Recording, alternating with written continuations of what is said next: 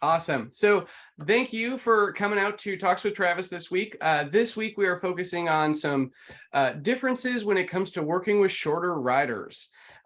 Kelly Hazelgrove has joined us, who's an instructor trainer for the BICP. Kelly, would you be able to introduce yourself and tell us a little bit about your coaching? And I want to know where the most fun place you rode recently was.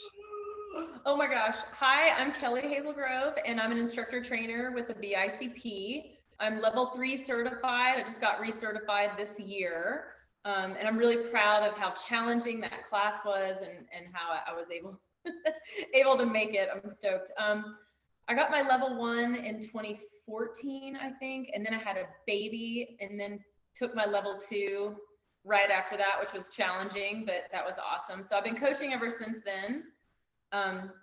And I do a lot of women's camps. I'm usually invited to go, come to different events, and I coach there, and then I do private lessons through my husband's bike shop. And the coolest, most fun place that I've ridden recently, we went up to the Montreal area and rode, I'm gonna call it Bromont, but I think it's like Bromont. And it's a really fun bike park. And we're child-free for the week, so I got to ride with my husband, and he wore me out. That's awesome. Yeah. And, we might as well, I know Neil and Kelly know each other, but Jamie, if you want to introduce yourself real quick, talk a little bit about the work you do in the mountain bike world, and, maybe one thing that you're hoping to get out of the talk tonight. Ooh, all right. I'm Jamie. I live in Kalamazoo, Michigan, and I just got my level 1. I hope to get level 2 next year. And right now I lead a women's Wednesday ride. We usually get, depending on the week, I have 8 to 15 women or so. And I just started, I did my first clinic, which happened to be all women. It didn't have to be a women's clinic, but it ended up that way. And I'm here, I guess, for 2 reasons. Self-interest, because I am a very short rider. And so part of it is as I'm trying to progress, sometimes I see my taller friends catching on to certain things a little quicker. And then also I think because I just work with a lot of women, it's just going to be a common thing. So yeah. Awesome. How tall are you, Jamie? How tall am I? Yeah. 5'3". 5'3". Okay. How tall are you, Kelly? 5'4". Okay, sweet. All right, perfect. Awesome. Thank you, Jamie. And Neil, could you just introduce yourself so Jamie can and Nick can get to know you a little bit better as well? Yep. So I'm Neil, and I got certified with Kelly. She was my instructor. She was excellent. Had a blast up there. And so I did that in the spring. And then I was getting ready to launch. I got my level 1 also, Jamie. And I was getting ready to launch my business. I'd already done some just free clinics and all to get started. But my insurance finally came in, I think 2 days before I got hurt. And now I'm 8 weeks in and have torn ACL. So I have a long road. So I'm just here to learn. So once I can launch it in spring, might even be out the summer next year before I'm fully back on the bike, unfortunately. But I'm going to learn as much as I can in the meantime and go for a solid launch then. Yeah. And you're going to have so much time to hash through all the administrative and marketing stuff. Hopefully I'll be really good at all that. Yeah. Awesome. And Nick, thanks for coming back. I'm glad you could make it. Would you mind introducing yourself for Kelly? Yeah, sure. Can you guys hear me okay? Yep.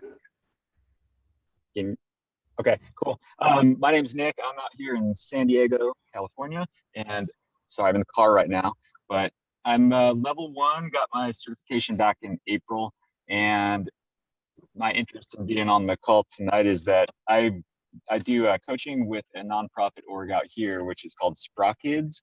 And it teaches mountain bike skills to kids. So ages 5 and up. And so certainly dealing with a lot of, smaller size riders. And when I did BICP level 1, my instructor was a big, tall guy, Scott.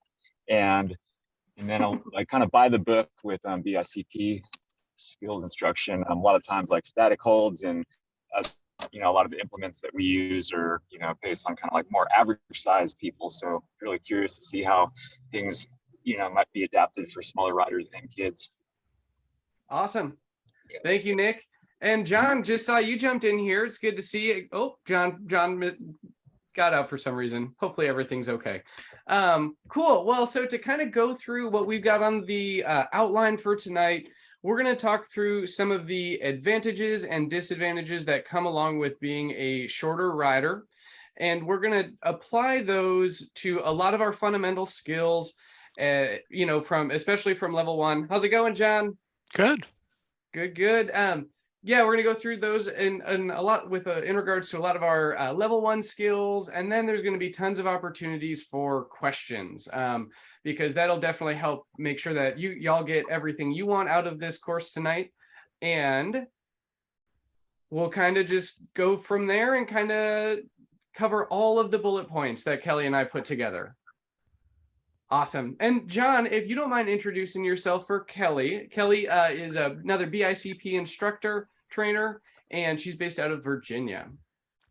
Oh, hi, Kelly. My name's John Markward. I'm now a level 2 instructor after Travis's excellent coaching. I've been a level 1 for, 3 years or so, and do a lot of basic intro type courses. Really want to take it up a level now. So yeah, for the local club in my area in northern Indiana. So, and everything is so fresh because that was just this past weekend. Right. John's level 2. So yeah, definitely did a really good job in there. So yeah, thanks for coming. Sure. Awesome. Well, let's talk through, kind of just start out with some of the advantages of being a slightly shorter rider. So one thing that I've noticed and have heard from other shorter riders is, even though like in our ready position, even though there's less space to move, but that also prevents it creates a lower likelihood of overcorrecting for balance, for example. So that really comes into play with like our riding straight lines. So the smaller corrections that naturally come from people with shorter appendages can assist with those like very small adjustments. And even, to a degree with like our track stands, once we are moving on to level 2, some of those small adjustments when we're on flat terrain from that bike body separation can be a little bit smoother, because we're less likely to overcorrect. So Kelly, have you, as a shorter rider, what moves in regards to like balance and bike body separation have you found to be more attainable or smoother or come easier for you? I think I like what you said about the track stand, and I kind of like to think about when kids do things and they just overdo everything, so we can fine tune a little easier because we don't have room to go crazy in there. I'm going to be honest, I haven't thought real hard about all the advantages because maybe I'm negative. I'm always thinking about disadvantages. Oh my gosh. So, but if you think about just being lower on the bike, that lower center of gravity, that's always going to be a more stable place. So I like to think that maybe I'm more stable just in a ready position, especially like a tall ready. My tall ready isn't going to be as tall as a tall person. So perhaps I'm more balanced there. So then like with that in mind, maybe not being quite as tall in your tall ready position, how does that impact, some of the more power focused skills? Well, I think probably a little more negatively because my load isn't going to be I won't have as much load, I'm lower to the bike, so I can't press down with as much vertical force as perhaps a tall person. Totally. Yeah. So if you think about, my lower center of mass, so cornering could be good there, but then again, I don't have a lot of room to lean the bike, so it almost cancels it out. I don't know. Yeah, okay, so let's talk specifically about cornering right now, right? Okay. So it is a move that requires a pretty large degree of bike body separation, especially in our demos for our participants. So, with shorter riders, it's hard to know how much the bike is leaning separate from their body because of just like, smaller space in between their legs and the seat and everything. So how do you get around that with shorter riders when it comes to cornering? So several things come into play there. We're touching on bike body separation side to side, which for a shorter rider is really difficult because they can widen their knees and try to lean the bike, but if their limbs are shorter, they're just not getting as much lean. And then their seat, their saddle, the amount of drop in the seat post could hinder them. It might, run into their legs a lot sooner than a taller person. So because of those things, I might have a hard time seeing what they're doing. I will look at more the bike and how the bike is contacting the ground rather than looking at their body. And if the bike is leaned, like say I'm looking, at their legs and where the saddle is, it's hard to see in there because there's not a lot of space. So I'll look at the tire and where it's contacting the ground and what angle that is at.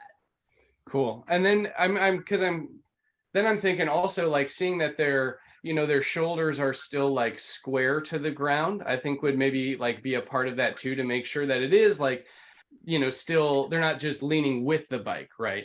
So yeah, kind of maybe like it's looking at the shoulders and the angle of the bike compared to the ground, instead of just air detecting and correcting from, space in the knees.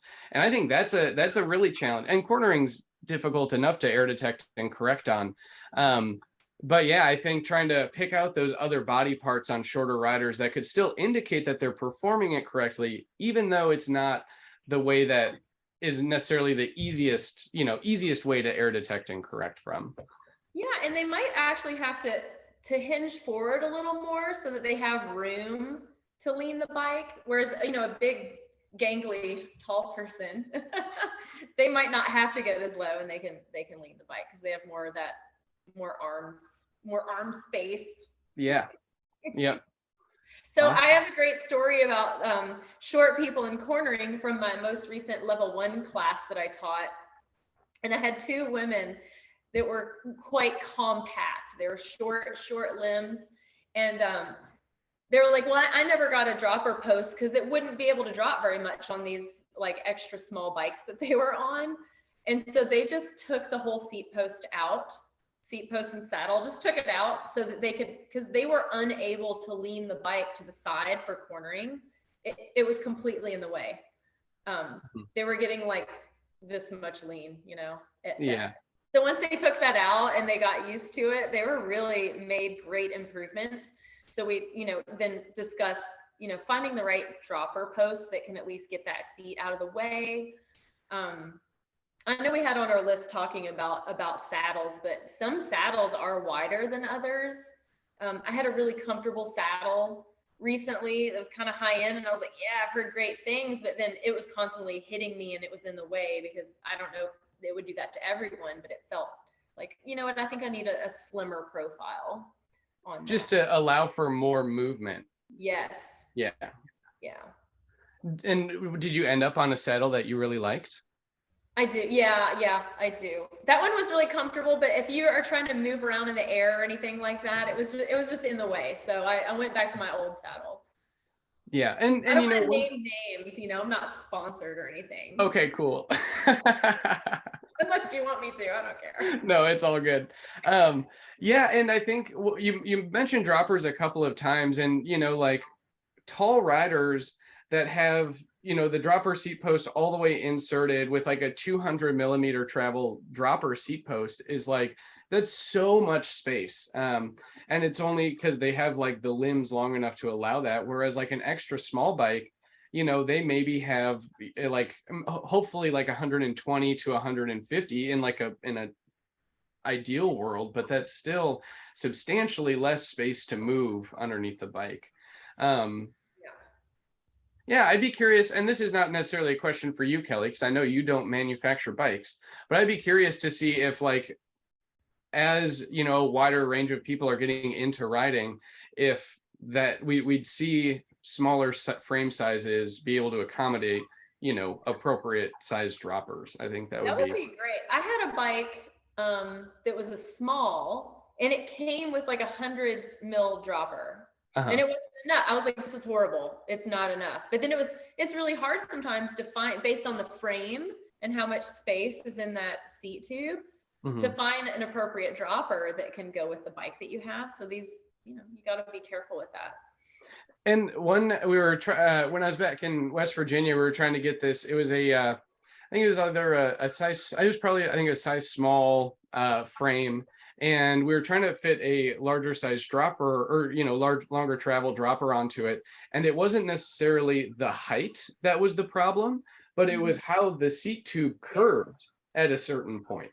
That, like, you couldn't insert the seat post all the way, so that, like, it was right on the collar, so they would be able to use that full height. So yeah, we just need like smaller, compact dropper seat posts for those really small frames. Come on, technology. I know. Need. Awesome. Well, so cornering. So let's see. I just want to make sure. So, okay.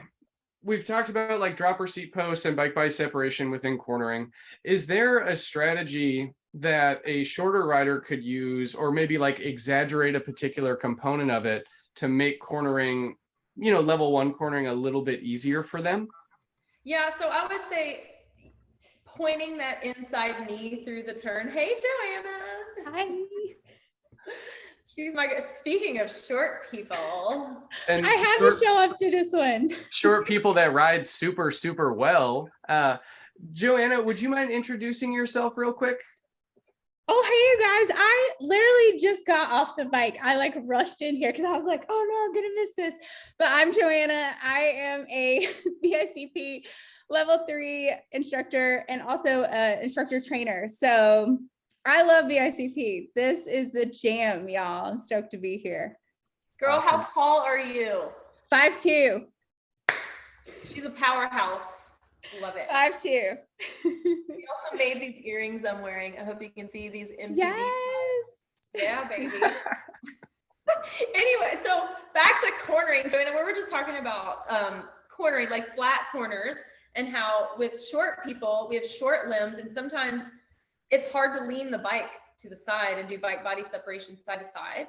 And that saddle can get kind of hung up in there, especially if it doesn't drop enough because you have a tiny frame or whatever. So I like to, and it is in the material, you can really focus on having them point their inside knee. Can you see this? Through the turn.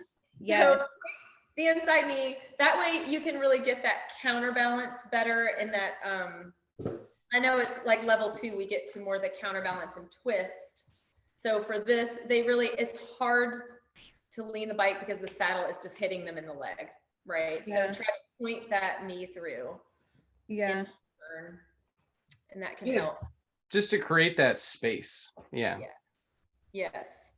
Yeah, and having that, like, the foot wedge also can help, because then if you're back, I guess it depends on where you are, but sometimes having that back toe pointed can allow that leg to move a little more if that's the side you're going. Anyway, it's just something I've noticed. This is not like material, but yeah. Well, and that's part of why we're here, right? Is to share all these strategies that may not be totally covered in the curriculum, and then hopefully will be at some point soon, right? Because you know, the curriculum is such a good, you know, foundation.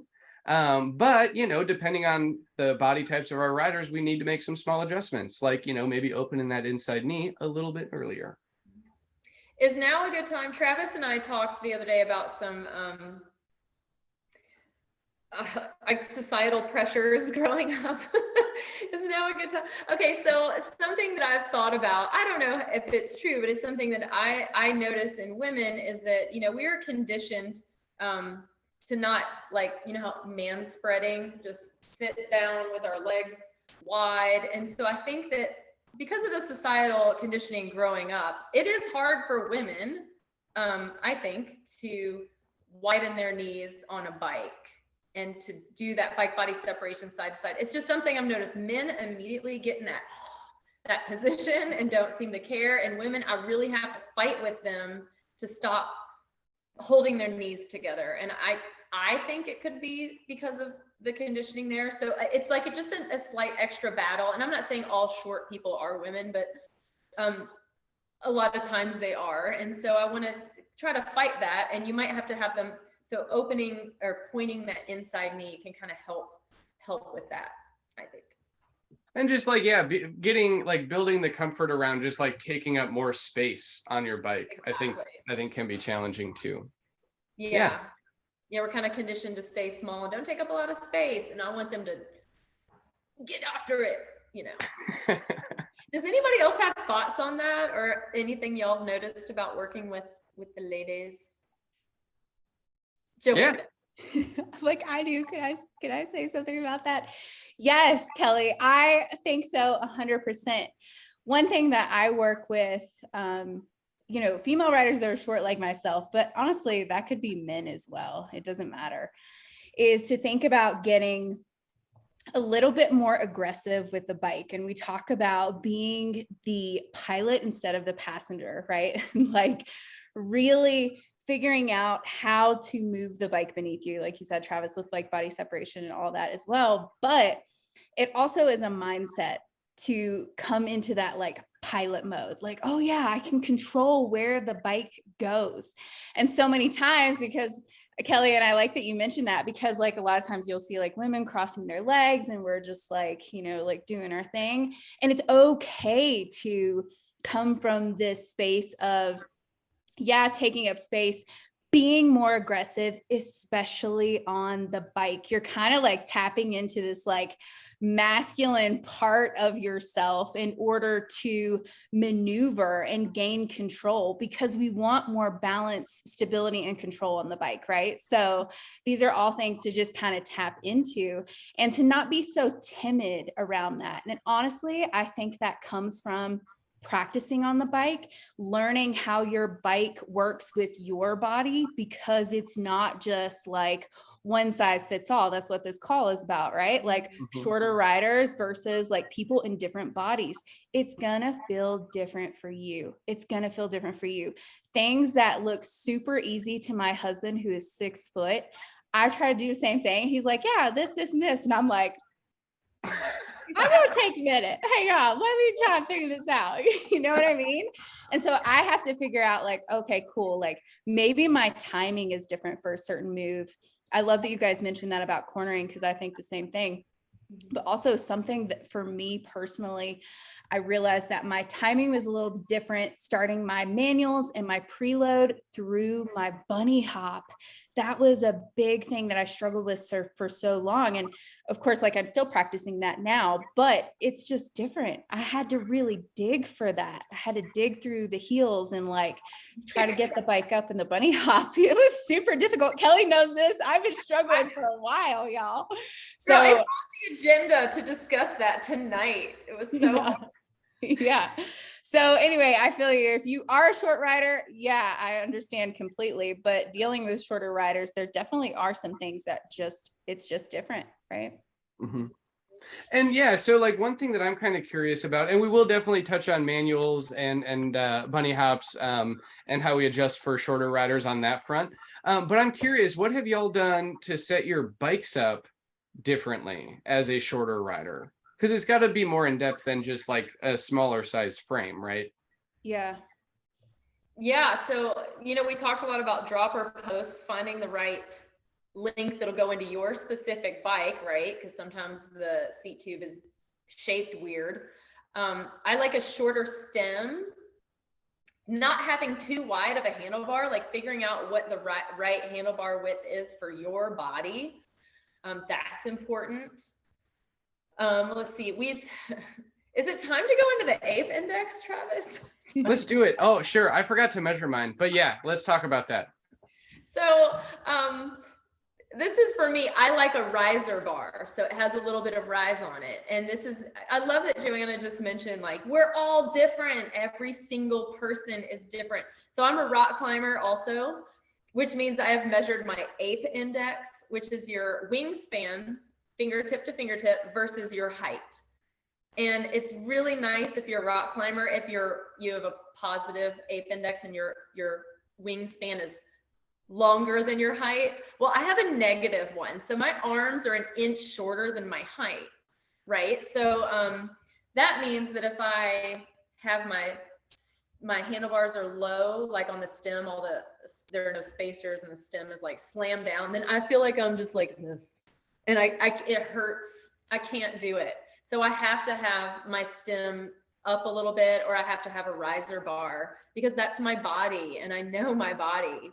And so then how does that, like, let's just say with the, ready position, how do those changes impact like what you feel in your ready position? So I could not, so let me back up with my first, I think it was level 1. The first thing they do that Shams was doing, thanks Shams, he was like, I want to know why you have your stem up higher, because you get better leverage and you climb better and all these things if it's lower.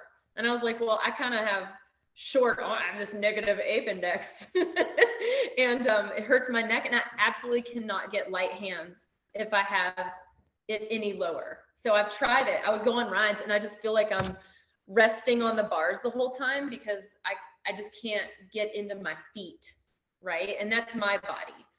And I know that. And so I set my bike up accordingly. Yeah. And I think I'm curious too, like, so all of those things I feel like also allow you to get more movement like back on the bike, because you're not like reaching as far down. So I mean, that really comes into, like even at level 1, our steep descending progressions, right? Like we're pretty far back on the bike, and if our handlebars are like very low and forward and we don't have any rise or anything, we're not able to get quite as far back potentially as we need to for a steeper descent. Yeah, it felt like my arms were like over this way. Like I'm just falling forward all the time onto my hands. And then I'm curious, Kelly, how wide are your bars right now? Gosh, I just got a new bike. Okay. And I think they are 770, and I'm considering chopping off a little bit more. I think they were 780, cut off 10 millimeters. So I think I'm at 770, but I was considering 760 because they still feel just a hair wide. And if you think about that, one, it's going to wear your shoulders out. I have less ability to do bike body separation side to side because I'm just spread out like this. Also, wheelies, manuals, those advanced skills. Think about, I need to load and explode and do all these things, but I have way less range of motion if my arms are way out to the side like this, right? So I'm gonna be riding like this. Ooh, no, yeah. I want a little closer together. So I feel like I've seen a video out there. I don't know how true it is, but it had a whole mathematical formula. But you just need to look at your shoulders, I think, and think about a nice, comfortable push-up position, and then of course before you cut those, like maybe move everything where you want it without cutting it, and go for a ride. I have never heard that suggestion, and I think it's incredible. Yeah, because you can't uncut it. yeah, I love that suggestion. And you could even like maybe mark the hand, like the grips, because you can only put the grips in so far, but you can put like a little piece of tape on the grip so not to, like, you can feel like you can't go past that point. Right. Cool.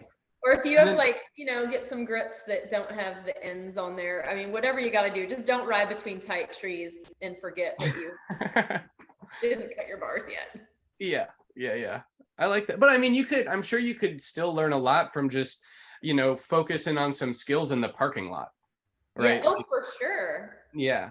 Especially if you're thinking about those, like, manualing skills, those where you're, getting really far back on the bike and fully extending your arms. I feel like you could, notice that difference without adding any consequence to it. Bring it back to that closed environment, BICP joke there. But yeah, so I think that's a great suggestion. Yeah, I'm curious, Jamie and Joanna, like, do you know what size your handlebars are, how wide they are? I don't know how wide mine are, but I know that from their stock size, I've probably taken off I've cut them down twice. So they're at Okay. least ½ inch down on both sides, maybe even 3/4 of an inch down on both sides. Oh, wow. And I'm pretty broad shouldered, so it helps to have a little extra, but I will hit every tree out there if I keep them that length. Yeah. So I don't have riser bars, but Kelly, I like that suggestion. I used to have riser bars, and with this bike, I went a little flatter, but per a suggestion of another small rider, aka Roxy, when she saw my bars at that cert in Vegas, she's like, "Hey, I want you to jump on my bike." And she was riding 740. Okay. And I was like, okay, like, all right. She's like, it's just a suggestion, but just feel it out. So I did that, Kelly. Like I moved mine in and rode it around the bike shop parking lot. And I was like, okay, cool. Like, I don't see a huge difference from this because they're not like, they're flatter bars anyway. But mine right now are at 740 and they feel really good. Like I still feel like really good with that. So that was a big difference because typically I was running about 760. So not much up from that, but yeah. Yeah, that's so good to know. I'm going to try it then because I'm pretty small, like narrow shoulders. So, Yeah. Right. Same. And Roxy is like 5'1", 5'2". Yeah. Mhm. Cool. She's tiny. And she crushes it. She does. Oh, awesome. Okay, sweet. So we've talked about cornering a little bit. Let's talk about another level 1 skill, that roll down, and how shorter riders may need to perform that skill or emphasize specific moves differently. Y'all, I just taught a level 1, and I don't know if y'all have realized this yet, but it used to be low and forward, and now it's just low look or something, which is the way it used to be. Anyway, so they found that people were going too far forward when they said forward. However, little people, we need to get really far forward because if I need to get my wheel from up here to down here, I need to move my arms that much, right? So if I'm little and I have small arms, the more low and forward I get, the more arms I have to put that wheel where I want it. So as a smaller, shorter person, I'm going to have to get lower and more forward just to get the range of motion right, versus someone with a lot longer arms. They're not going to have to go that far. And that's, updating of BICP curriculum in real time. That's one thing that a lot of folks had noticed, like these really tall riders, when doing a basic roll down, it just wasn't necessarily required. So now that's going to be one of those, like, okay, kind of like in the manualing, like, hey, additional tip for shorter riders, add more forward move, or, add loading through the heels, which we will definitely talk about. But yeah, that's one that I for sure noticed. And in working with riders, because it is like the moves aren't super complicated, but if they're not done correctly, you feel it immediately in your body. Like if we have, like, for just something simple like bike body separation side to side or whatever, if we're not super low but we're still leaning the bike, we're not going to feel like negative impacts of that. But like with the roll down, if we're falling behind on one of the components, we'll feel it in our shoulders and feel it as we're rolling down that feature. But I was just gonna say, I like what you said about it's not necessarily a keyword for people. Like when we're teaching, it's not like everybody get super low and forward, but when you have short people, you're going to have to adjust what you say and encourage them. They're going to have to do a little more, Yeah. They're going to get to practice more skills so they can get better at riding and think more intentionally about their performance of skills, which is always good. For sure.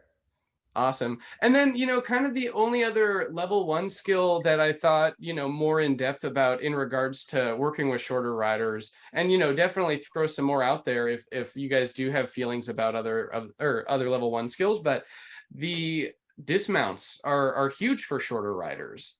Totally. And actually, Jamie, I thought about you the other day. I was watching some people do climbing restarts, which I do want to talk about as well after this. But yeah, so with our dismounting, we've got look, lock, lean, land.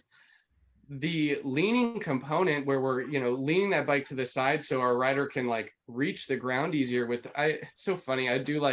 I'm so used to like trying to get my bike and body language to match the teaching points that like I now have my leg out to the side sitting on the chair. So yeah, we have to lean that bike quite a bit more, especially folks that are on small frames with like 29ers.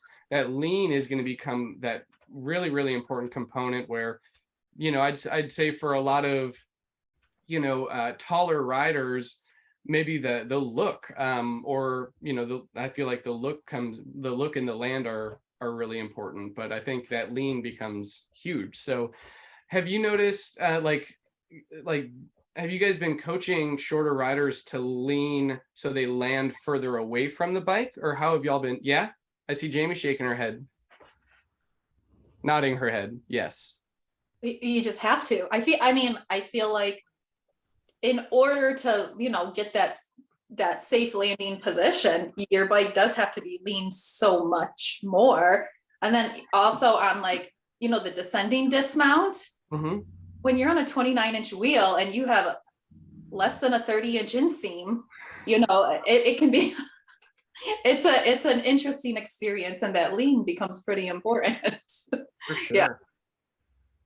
Yeah, think about that saddle thing too. If your dropper doesn't slam all the way down and you've got maybe a slightly bigger saddle, some of us ladies have slightly wider hips than the dudes do. That's going to get in your way and mess up your tripod. Yeah, I feel like when I teach women or shorter people, I'm really having to emphasize that tripod. Like, you need to step further away, and which is only comfortable if they stop for an extra split second and are comfortable like coming to that complete stop right before they lean and then put out that tripod. I feel like a lot of people want to like hurry up and get that foot down and they haven't stopped all the way. And I want to see that control, because it really helps you get a bigger tripod. I'm going to keep calling it a tripod. You can get your foot out to the side more if you're like in control and can lean it over there a little more slowly. For sure. And then with okay, any other thoughts on, or things to input about the dismounts?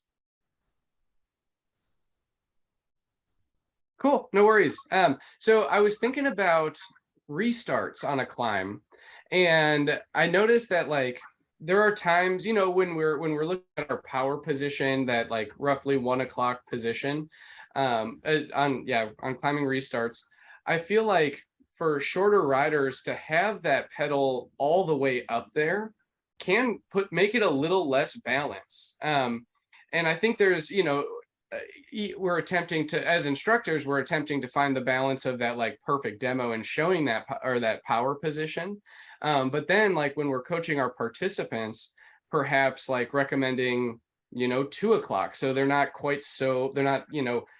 like leaning on their stem and sitting on their top tube.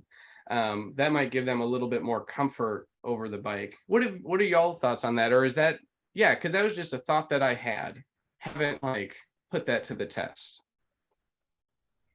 I feel like sometimes, depending on leg length, because we're all, even short people, we are differently proportioned, that standover height might not be as great. So I feel like the top tube is just all up in there. And then your knee, to get in that power position, you've got these short legs, and your crotch is essentially slammed down on the top tube. And then it feels like your knee is way up into your chest. So I kind of like that idea. I'm gonna think about that next time I teach that. Cool. Yeah, I'm curious. I'll play with it as well, and we'll have a follow-up talk at some point about all of the random things that have been mentioned in the last few months with Talks with Travis. And they're lean, you know, we just talked about their tripod. That might not, you know, it's harder maybe for them to get it back straightened up when they push off the ground to take off. Yeah, totally. So then maybe that, okay, now I'm thinking, so we've got the push in the climbing restart, right? So maybe instead of like with a tall rider where that push can help to start that forward momentum, maybe the push from a shorter rider is, you know, to, you know, like slightly more focused on getting that bike leaned back up to restart. Maybe it's something I think we should look at, you know, just pay attention to. Like maybe can their tripod not be as big because they have their legs are shorter? Maybe they need to start less leaned so that when they push off, they go straight. Otherwise, you could push off too far and get out of balance. So there's a lot to think about there. Yeah. All right. These are, if you make observations about any of the things that we're talking about, send me an email. Let me know what you think. And yeah, we'll have a little follow-up or something.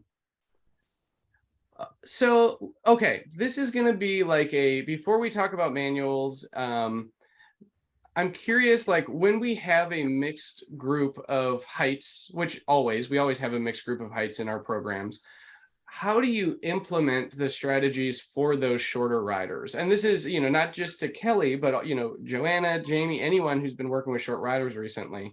How do you bring in those, like, yeah, modifications to the skill for those short riders? Is it like when you introduce it or when you notice that it's a problem? What do y'all think?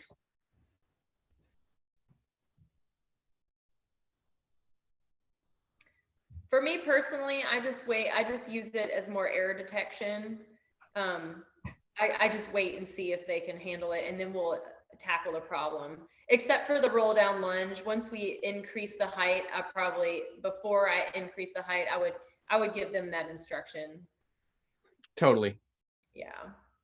Because that manages risk, right? Exactly. And, you know, hopefully they figured it out, because I feel like for the roll down lunge, you do have to do a little more explaining than with other skills, because I have to explain why and when you want more, you know, when to get lower and more forward, because it's a bigger roll down, and why. And so I feel like with that quick discussion, hopefully it's clicked for them. Like, oh, I need to be able to get my arms further down to get the wheel to the ground. So for sure. But everything else, I just wait for the error detection and correction, and then I'm usually get lower, get your chest down more. You know? And I think that's a great way to, yeah, I mean, I think either option is solid. I feel like when I'm working on manuals with shorter riders, that's what I do, or I like, you know, wait to see how they do with the basic keywords and then modify provide different feedback as necessary. Mm-hmm, mm-hmm. Yeah, Travis, I was going to add on to that and just say that, you know, it's funny because when I do that skill and they see my first demo come through, they're like, wow, she's like really low. And I'm like, yeah, I'm really low. So like they'll come through, and yeah, like Kelly said, like error detection and correction, that's great. And then I'll talk about like the reasons why, you know, I'm so low there because of, you know, whatever. But I don't like to point that out, because of one big reason is because like I am a short rider and I do have to do things differently, but that doesn't mean I can't do them, right? Like, and that's so important for people to understand. So I don't want them to come into it automatically to be like, oh, well, I'm short, I can't do this, or oh, I'm short, I can't do that, to come up with these excuses of why they can't do the skill. So I will like wait until that time to do it. And then I'll be like, okay, cool. Like, because in January when I was shadowing, this was in Phoenix, I had a chick who was like, she was like 5 foot, like she was, well, maybe even like 4'11". She was really, really tiny, like way tiny. She was having trouble with that. And that was one of the skills that she was having trouble with. And just like giving her that, like coming aside and being like, hey, you know, like you got to get so much lower here. So yeah, I think I like that. Just like doing the demo first, showing them, and then being like, okay, cool. You know, because they see me doing it as a shorter rider and they're like, oh, she's so low, you know? Yeah, I think that, yeah, thank you, Joanna. And I think, yeah, we don't want to, like, sorry, I'm trying to, so like, if we're going to provide strategies in the introduction of the skill, you know, like for shorter riders, maybe we don't like point out our shorter riders, you know, we'll let them kind of like determine their height and, you know, use the strategy or use one of the, either the moving slightly forward strategy, kind of let them decide. Because, yeah, I think we want to be cautious about like, yeah, getting those ideas like this is going to be harder just because you're short. You know, we don't want that in people's heads. You know, it may be, but that doesn't mean we can't work past that. Exactly. And that's like a limiting belief that is like absolutely not true. Totally. Because you can do it. It's just going to be different. It's going to be a little different. Awesome. Sweet. So any other thoughts on the roll downs or any, like, as far as when we would want to introduce these other strategies? Because I think it's time to talk about manuals for a little bit before we totally run out of time. So Kelly, you had a story about you working on your manuals. Can you tell me about that? Okay. So there's so much to this. Manuals are my life right now. Let's say that. So I feel like a lot of people, I see taller riders, you're essentially trying to sweep the bike out from under you a bit, right? And I was having such a hard time with it for so long. I have the short arms, you know, and all that. And I realized that in order for me to get my my hips behind the rear axle takes so much more effort. I have to load harder. I have to explode way more. I'm a little person and I'm on a 29-inch bike. And I really have to keep my upper body stiff. I can't do it halfway and have it work. So I started working really hard on that and noticing how much, and I have a friend, her husband manuals all day long, all over the place. And he's like, it's really amazing how much you all have to do to get into a manual as short people, because he's really lanky and 6 foot something. And he just kind of like, ooh, he's like in it, right? And Joanna, she and I know that we were like loading and exploding and doing all the things. And it has to be done right or it's not happening at all. So I did send some pictures of, I realized top tube length, because I'm obsessed with manuals, that my new bike, I got one with lesser travel because it had a shorter top tube, because I don't want to screw up my manual progress, you know, and my wheelies, because there's no way as a short rider that I could pivot that bike on the rear axle and do a manual if it has a really long top tube. It's not happening. So he's going to share a screenshot of this a tall guy in a level 2 that I taught recently. And he could manual all day. He was amazing. But just look at his hips and how much room his arms have. He's well over that rear axle, how high his front wheel is. And then our other instructor trainer, Catherine, who is, I think, shorter than me. And she's on a bike with a longer top tube than mine. And I played on it and I was having a hard time. It was an adjustment. And now look at her. She's all the way stretched out, y'all. Her heels are dropped. She's doing everything she can. And her hips are barely behind the rear axle. And the front wheel isn't up nearly as high. And you can see in her body, she has good form. She's given it all she's got, right? And I don't know if she's going to get further than that. Well, and one thing that I noticed too is the taller rider had a lot more bend in their knees still. Yeah. So like, Catherine has already done the move where, you know, lengthening her legs to push that rear wheel underneath.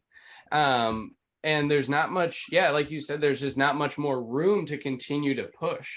Exactly. So she'll run out of gas in a second and the front wheel will come down because she doesn't have anything extra to push. Mm-hmm. But I mean, I'm definitely seeing it, like the direction that her arms are in right now. It looks like she had a really great like up and back explode. Yeah. So like, oh, so is the up and back something that you emphasize to try to get that rear wheel off higher, or that rear wheel off the ground higher initially? I Or do. Yeah, Go so for it. Travis and I had a whole talk about this because I feel like our instinct is to push the bike away, and then we end up, I'll see if you can see this, we end up with our chest down too much, like this. And from there, we're not able to pivot that bike up and onto the rear axle, over the rear axle. So if you read the keywords, it is load, explode, and it mentions in the text, shoulders up and back. So when I really started working on this, I focused on that shoulders up and back component, and it made the biggest difference for me. Because I saw some videos of like Skills with Phil and people like that that are really tall. And I know this is like impossible right now, but it looks like, let's see if you can see me. They're like rocking over. That's not gonna work. Anyway, they're like walking over on bent knees and able to get into that position. And that way now their legs can do this, right? And I'm like, oh, the only way that I can do that is to mimic like sitting up in a chair, right? So I'm loading, and then exploding is really keeping my shoulder blades flat on my back. And you can see that picture of Catherine. She's doing a great job at that, like keeping my core connected. Because like I said, I'm going to have to use everything I have to make this manual happen. I can't be sloppy about it or I'm going to lose it. And so that shoulders stay on my back and the chest comes back and up. And I'm really focusing on a deep load through my heels so that I can go ahead and push forward. And all those things together can get me there, right? Mm-hmm. But I feel like, you know, if you read stuff online, it's like, just do the L with your butt and you'll like totally manual down the mountain. And I'm like, no, that does not. If I do an L with my butt, I end up like this. Mm-hmm. Like my chest is on the top tube or something. And I'm like, well, I can't go anywhere from there. Yeah.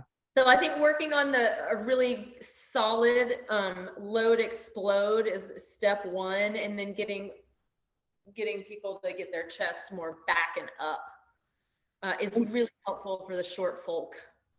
So I was thinking about the, you know, how it's like exploding our shoulders up and back. Do you think that like thinking about it as like rotating away would like help to put more force to bring that up? Or I don't know, because I was trying to think about how to like how to get that feeling to, you know, be, you know, more upright on the bike like Catherine is, opposed to like down and low. So I was thinking about like communicating in a way, like think about just like throwing your shoulders up and back opposed to like your whole body. And your whole body's going to go up and back, but maybe like really just bringing the focus onto that shoulders, like swinging backwards. I'm curious what that would do. Yeah, that's what helped me, honestly. I had a jump teacher. Her name is Carly. She's up at the wheel mill, but she was at Ray's Women's Weekend, and we were doing something different. We were doing jumping, and she said, pretend that someone just shoved you from your shoulders like that. And I brought that into my manual, and that helped so much, because sometimes it is just changing the focus. You know, different things work and resonate for different people, right? That resonated with me. So now I'm like, load, explode, and pretend someone just shoved me right here. Boom. And that way I don't have to straighten my legs right away. And if there's even like a split second difference, like if I do a split second before I really extend through my heels, then that helps me, I think, get my body more, a little bit more back over that rear axle before I sweep it away and end up with my chest too far down. Mm-hmm. Nice. That went deep, y'all. That's why we're here.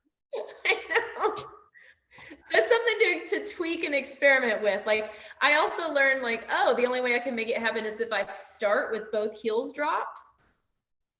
And then I start my load through the heels instead of starting with my heels, my feet level, and then trying to scoop through with the heels. That was like too much. It's too big of a delay. So I start with my heels dropped, and then I load through the heels, and now they're poised and ready to push through. And I have, so Kelly and I talked about that like early this spring, because I was working with a shorter rider in a level 2 course that was having a hard time with the manual. And that rider, after like receiving the like kind of loading through your heels or loading with your heels down, she went from, you know, being in this like low position to being able to like loop out on the bike. Like that's like so much power came from it. So yeah, definitely play around with that one. I've yeah, thanked Kelly for that, because that made a big difference for that rider for sure. That's so great, because that you know feeds into the bunny hop, right? It's like without that, we're not going to get the bunny hop either. Mm-hmm. Yeah.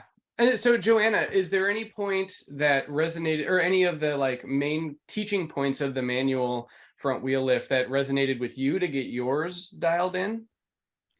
Yes, I'm so glad that you asked. Okay, so a couple of things. The heels, game changer for me. Coming in and loading with your heels dropped. I feel like that load through the feet will get you there. But here's the thing about the shoulders. I think that was a game changer for me as well, Kelly, because of, and if you just like load and you're here and like your shoulders are completely extended, there's no more power, right? Like you are at the end of your rope, right? So you have no place else to go.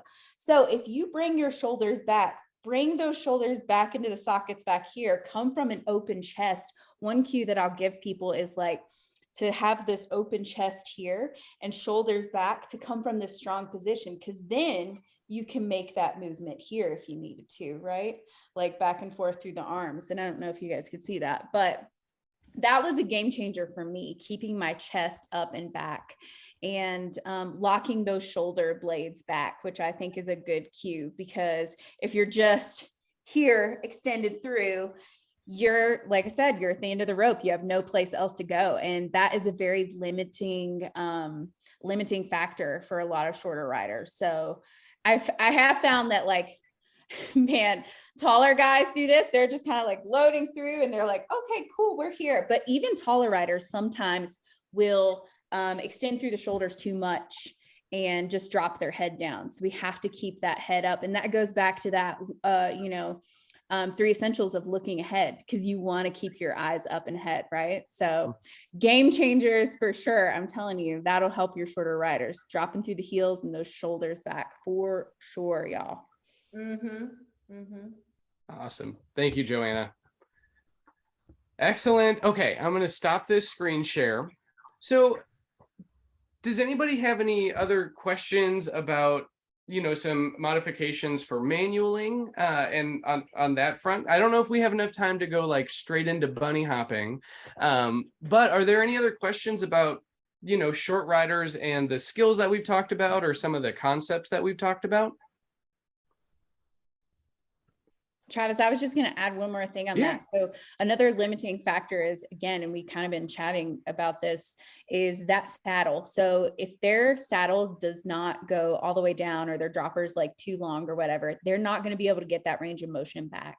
And so that's going to be a limiting factor as well. I just worked with a chick this week and she was having a hard time, like struggling with that. And she couldn't get as far back because it was kind of like her saddle was just kind of right there.